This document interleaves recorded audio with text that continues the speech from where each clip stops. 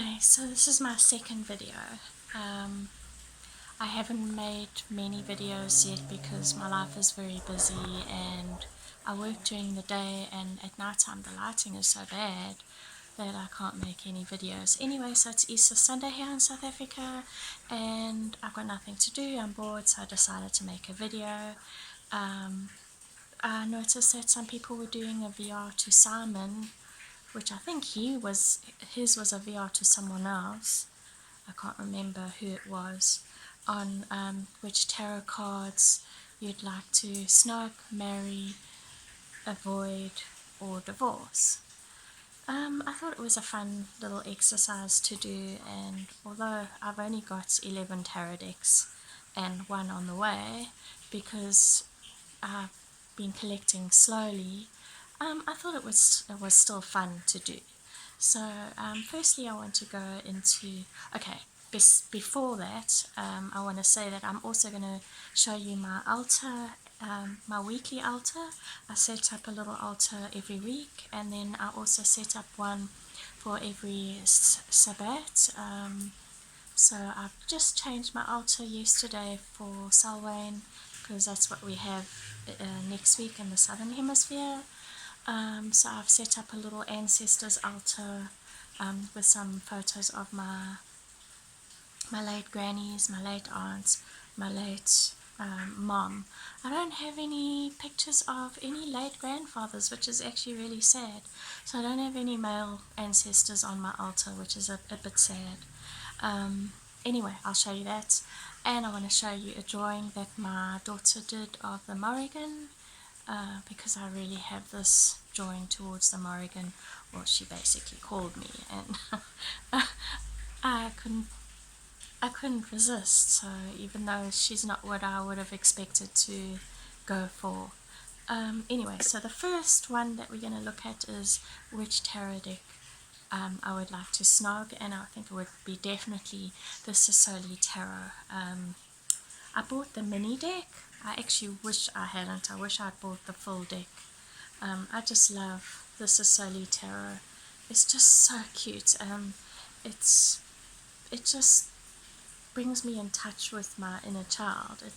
The pictures just, I don't know, they do something to me, and I always feel like when I'm in a cheeky mood I want to use this deck.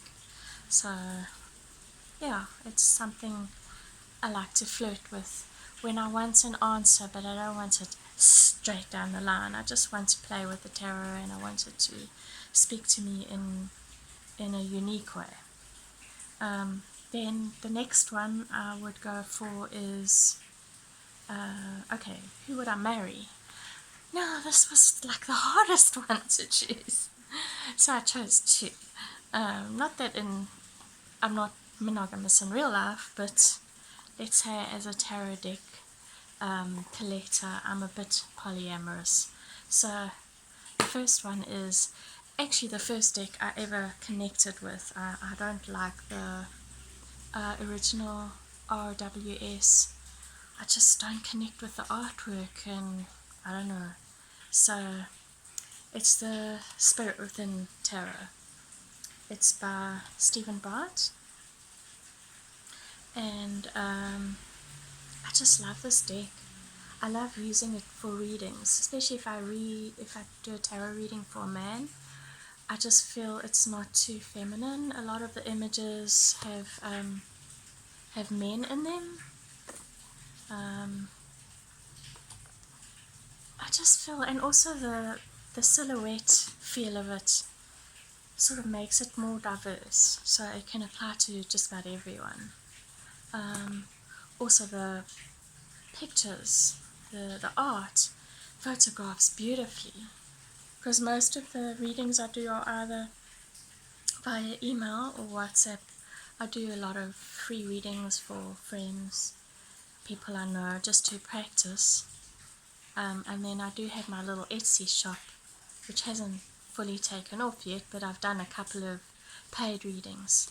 I like to use this one because the artwork is so nice and clear. And he's got a spread at the back, which I use for all my readings. I've never connected to the Celtic Cross spread for some reason, but this spread is incredible. But I'll talk about that spread later in another video. And another deck that I would definitely marry is Everyday Witch Tarot. I'm still blown away by the artwork in this tarot deck, even though I got it quite a while ago.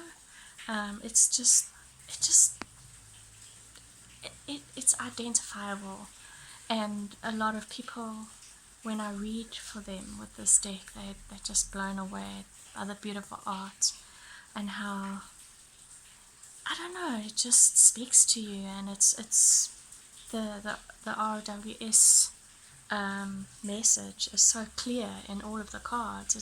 It sticks to the system so well. It's one of the best decks to learn with, and I always go back to it.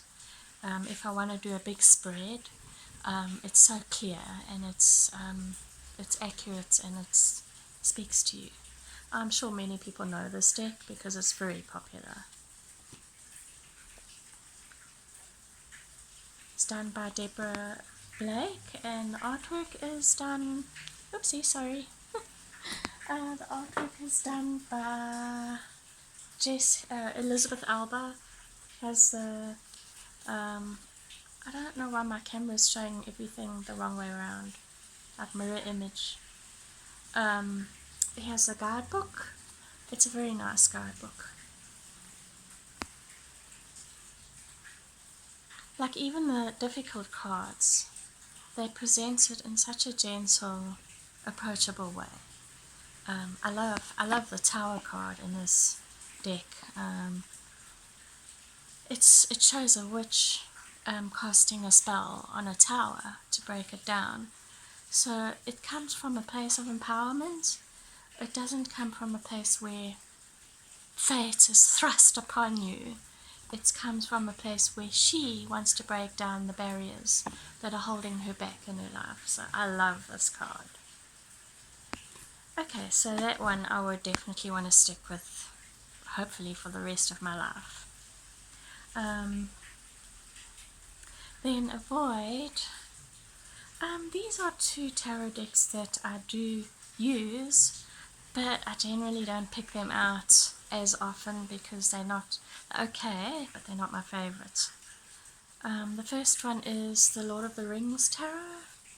I actually cut the borders off, and it's a lot nicer to work with, but the images are a little bit difficult to, you can't really see them very well, so they're cluttered, with the writing at the bottom, and then there's writing on the pillar.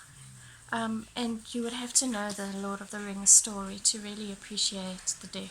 But I do like to use it sometimes.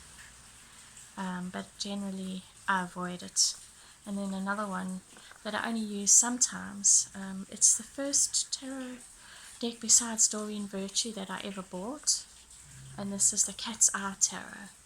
Now, I am definitely a cat lover, and the images are beautiful. I especially love the cups with the red.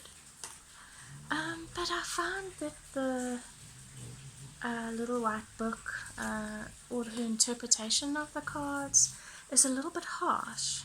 Like, I find there's a lot of negative interpretations of the cards. So sometimes I tend to avoid the deck, but I do like still working with it, and maybe I should work with it without looking at the book.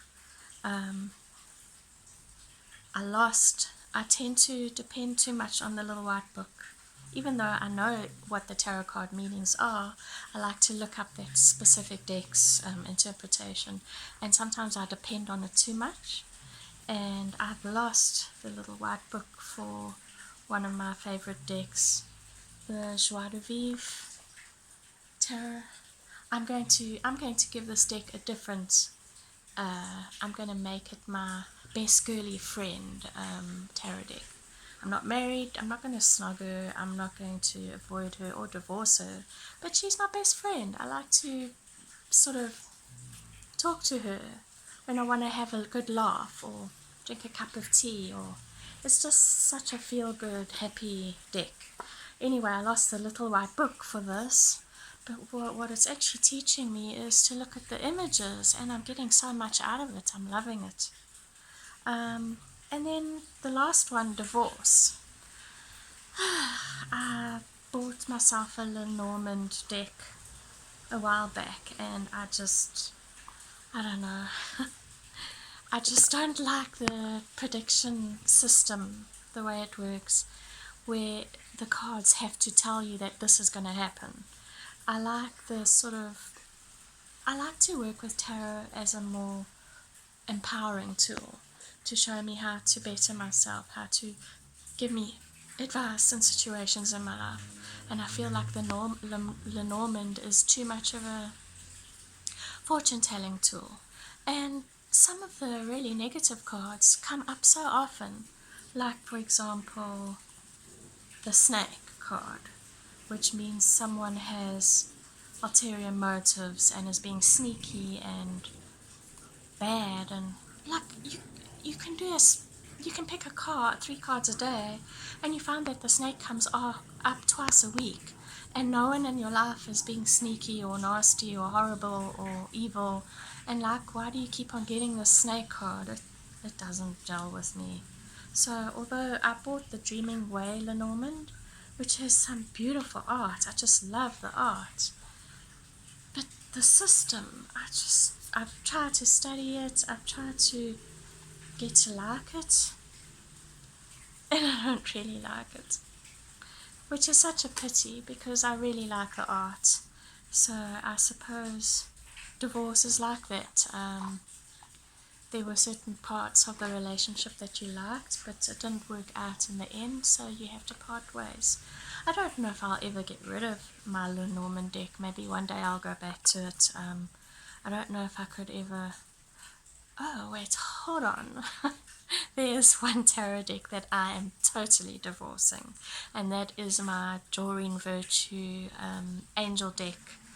I just can't work with the Doreen Virtue deck for several reasons, one of them being because of her belief system, but it's more just I can't work with the deck because it's got so many keywords on it, and I feel like the cards, they don't follow the RWS system properly, and some of the difficult cards are fluffed up and sort of made too nice, and that actually doesn't help you to look inside and to face up to a negative feeling that you're having. It just brushes over them. So yeah, I can't work with the Doreen Virtue Angel card deck.